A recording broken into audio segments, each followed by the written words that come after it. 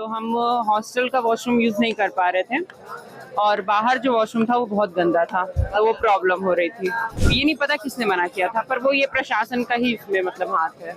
हर एक बार हर एक लड़की को वॉशरूम के लिए रुचि मैम ले जा रही है, साथ में पेड़ के नीचे करना पड़ रहा है। मध्य प्रदेश के इंदौर के ये छात्र नाराज हैं सिस्टम से, मगर ये कहानी किसी एक छात्र की नहीं बल्कि सैकड़ों की है।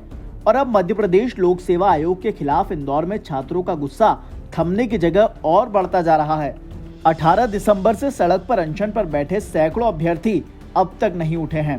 बीते दिन धरना खत्म करने को लेकर दिन भर जिला प्रशासन के अधिकारी दबाव बनाते रहे। अभ्यर्थियों पर कार्रवाई की बात तक कही गई, बावजूद इसके छात्रों ने धरने से उठने से साफ मना कर दिया।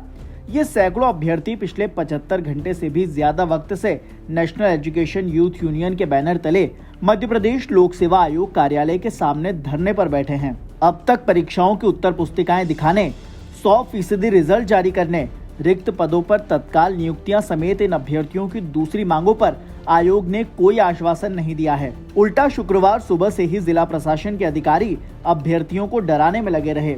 अधिकारियों ने धरना खत्म नहीं करने पर कार्रवाई करने तक की बात कही, साथ ही एफआईआर का भी डर दिखाया। उधर कुछ छात्रों ने मांग नहीं माने जाने तक अनशन से उठने से साफ इंकार कर दिया है।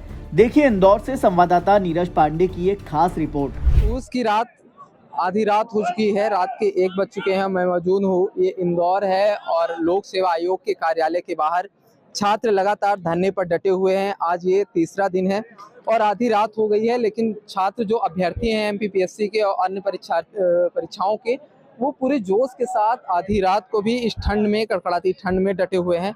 तो मैं छात्रों से बात करूंगा और ये आप तक पहुंचाने की कोशिश करूंगा उनकी क्या मांगे हैं और जो उनकी मांगे हैं उसको लेकर क्या आयोग और प्रशासन की ओर से क्या किसी ने बात करने की कोशिश की है। सर, आप मांगे बता दीजिए पहले एक बार हमारे दर्शकों। मांगे जो है वो सबसे पहली मांग तो हमारी है कि जो मेंस की कॉपी अभी तक नहीं दिखाई जा रही थी उनको दिखाया जाए, जो मार्कशीट नहीं दिखाई जा रही थी उसको दिखाया जाए। कारण ये है कि बच्चा इतने लंबे टाइम से तैयारी कर रहा है लेकिन उसको ये ट्रैक ही नहीं कर पा रहा है कि यार उसकी मेंस की कॉपी में वो क्या लिख रहा है, कैसे लिख रहा है, किस तरीके से मार्किंग हो रही है, वो पता नहीं चल पा रहा है। ये पास होने वालों की कॉपी है या जो फेल हो रहे हैं उन दोनों की कॉपी? नहीं तो पास होने वाले की तो लगभग उनको मार्कशीट पता ही चल जाती है, लेकिन फेल होने पर ही तो पता चलेगा कि मार्किंग कैसे होनी चाहिए। मार्किंग का ही पता नहीं चल रहा है। उसके अलावा 87-13 का शक जो चल रहा है वो अभी भी कोर्ट में है, उसका पता ही नहीं चल पा रहा है। तो ये हमारी कुछ मांग है। इसके अलावा हम चाह रहे हैं कि जो 50-60 जो वैकेंसी आ रही है तो इसमें वैकेंसी बढ़ के आए। तो 700 की हमारी मांग है कि कम से कम इतनी मांग मिले। अभी तक मौखिक में तो ये बात चल रही है बट लिखित में वो देने के लिए तैयार नहीं है। क्या यूपीपीएससी में इस तरह की है कि वहाँ भी कॉपियाँ दिखाई जाती हैं? अगर हम यूपीपीएससी नहीं, सारे स्टेटों में कॉपी दिखाई जाती है और हमारा एमपीपीएससी 2019 से कॉपी दिखाना बंद कर दिया है। तो बच्चों को पता नहीं चल पाता कि उनकी गलती कैसे हो, तो ये आयोग को दिखाना चाहिए, ठीक है ना। बाकी रिजल्ट बहुत सारे पेंडिंग कर दिए हैं, तो इससे क्या है कि बच्चों के प्रति एक हीन भावना पैदा होती है।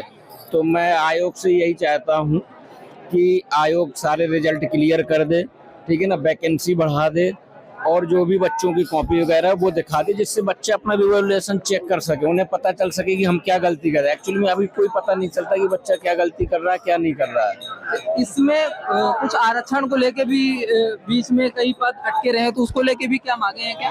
हाँ, 87-13 का जो चल रहा है वो चल ही रहा है अभी भी, बट वो कोर्ट में है।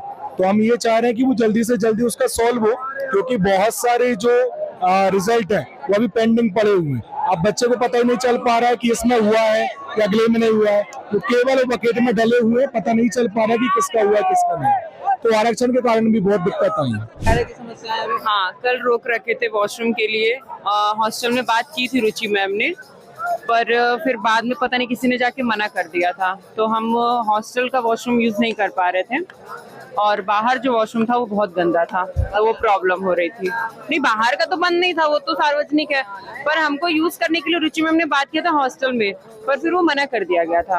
ये नहीं पता किसने मना किया था, पर वो ये प्रशासन का ही इसमें मतलब हाथ है। फिर इतनी सारी गर्ल्स हैं वहाँ पे, ये कैसे अब यहाँ पे काफी समस्याएं तो हो रही है ना समस्या। हर एक बार हर एक लड़की को वॉशरूम के लिए रुचि मैम ले जा रही है, साथ में पेड़ के नीचे करना पड़ रहा है। ये स्थिति है। जनप्रतिनिधि भी नहीं आया ऐसा कि जो आपको आश्वासन दे या उसकी व्यवस्था आए थे ना, वो सिर्फ आश्वासन ही दिए हैं, बहुत कुछ आश्वासन दिए हैं कि हम खाने का कुछ देंगे और लड़कियों के वॉशरूम के लिए कुछ करेंगे, और स्पीकर और माइक ले लिया गया है, तो कहा गया था कि ये भी देंगे, तो वो सारी कुछ भी सुविधाएं नहीं दी गई है। और हमारे सर जो भी अनशन में बैठे हैं वो बोल नहीं पा रहे, तो हमसे माइक तक की व्यवस्था ले ली गई है। जी सर। जहाँ हर एक रमा है अमृत लाली में, जग रहा अनवरत रातें सपनों की रखवाली में। अरे वाह। जहाँ हर एक रंगा है जुनून की अमृत लाली में, जग रहा अनवरत रातें सपनों की रखवाली में। परीक्षा पूछती है प्रश्न जब उससे काली बातों के, काली बातें मतलब ये सब चल रहा है। परीक्षा पूछती है प्रश्न जब उससे काली बातों के, ठिठक कर रह जाती एक 30 अंतर रूप गाली में। तब भी लगा यह सोचकर करने श्रम की एक और परिभाषा, तब भी लगा यह करने श्रम की एक और परिभाषा। नहीं मिलती है नायास जीत किसी को सजी थाली में। अरे वाह।